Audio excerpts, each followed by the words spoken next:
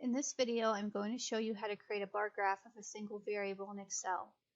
Note that you should make bar graphs for categorical variables. Those are variables that separate observations into categories, such as Democrat or Republican, or male or female. I will make a bar chart for the type of cookie variable. Select the Insert tab and select Pivot Table. Click on the Select button and select your variable, including the variable name. Remember to select, you hold the left mouse button down over the first cell, and then you drag down to get to the last cell.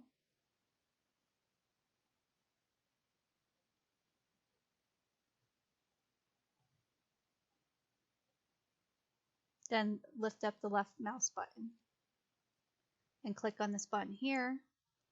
Click OK. In the right-hand side of the screen should be a Pivot Table Fields box. Move the variable name, in this case type of cookie, down to the rows and values. To do so, you can move the mouse over the name of the variable, type of cookie, hold the left mouse button down, and drag the name down, and then lift up the left mouse button. Then go to your pivot table, hover the mouse over the numbers, and right-click, select Summarize Values by Count, and Show Values as Percentage of Column Total.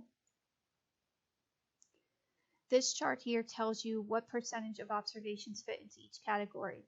So for example, 13.09% of the observations were lemon ups.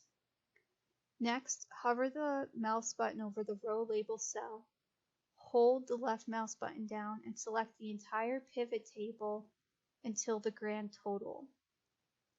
Then lift up the left mouse button, right-click, select Copy, then select a free cell, left-click, right-click, paste.